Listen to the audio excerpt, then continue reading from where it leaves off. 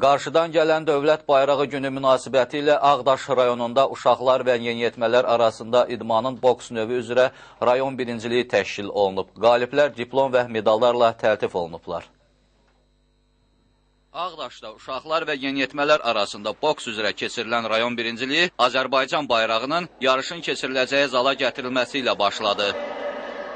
Ağdaş rayon Gənclər və İdman İdarəsinin rəisi Azad Gözəlov çıxış edərək idmançılara uğurlar arzuladı. Sonra yarış başladı. Ağdaş Olimpiya İdman kompleksində təşkil olunan yarış Uşaq Gənclər İdman Məktəbinin müəllimləri tərəfindən təsdiqlənən hakimlər heyəti tərəfindən idarə edildi. Yarış beynəlxalq qaydalar üzrə keçirildi. İdmançılar 8 çəki dərəcəsində 32 dəst medal uğrunda mübarizə apardılar.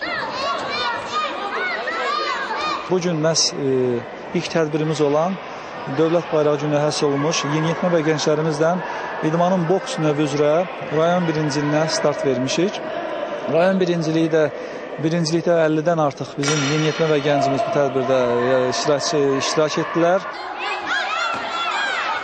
Birincilikdə birinci, ikinci və üçüncü yerlər tutan boksçular Ağdaş rayon Gənclər və İdman İdarəsinin təsis etdiyi diplom və medallarla təltif olundular. Qeyd edək ki, yarışın keçirilməsində məqsəd həm də boks idman növünün rayonda təbliği və inkişaf etdirilməsi, idmançıların və hakimlərin ustalığının artırılması və perspektivli boksçuların aşkarlanmasıdır.